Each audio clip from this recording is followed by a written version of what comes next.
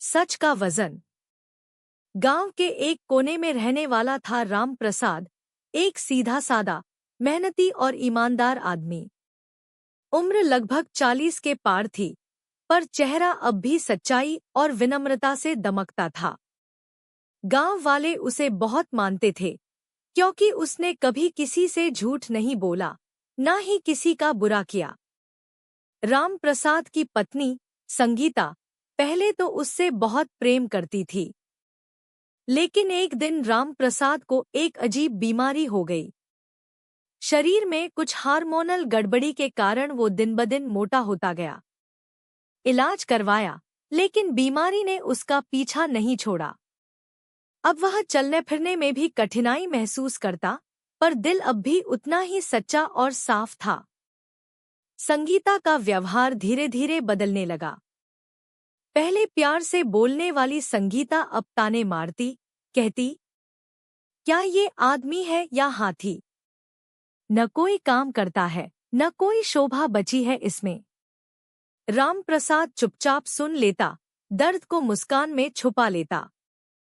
वो जानता था, संगीता की आंखें अब उसके शरीर को देखती हैं, उसके मन को नहीं।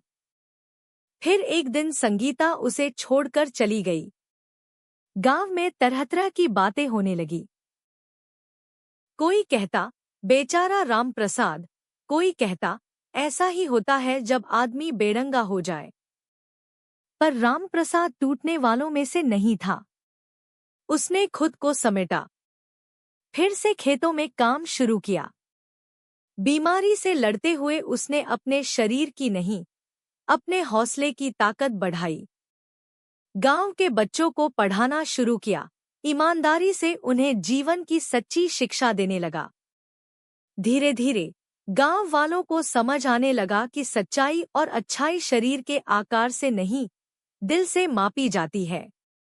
गांव की पंचायत ने एक दिन राम प्रसाद को गांव का आदर्श नागरिक घोषित किया। और वहीं एक दिन संगीता भी लौटी, थकी हुई, पछताती हुई। बोली, मुझे माफ कर दो राम प्रसाद, मैंने तुम्हारे शरीर को देखा, मन को नहीं। राम प्रसाद ने उसकी ओर देखा, मुस्कराया और कहा, माफ करना तो आसान है, पर अब मेरा मन उसी खेत में खुश है जहां मेहनत और सच्चाई की फसल उगती है। सीख। सच्चाई और अच्छाई का वजन भले ही शरीर से बढ़ जाए, लेकिन उसकी कीमत कभी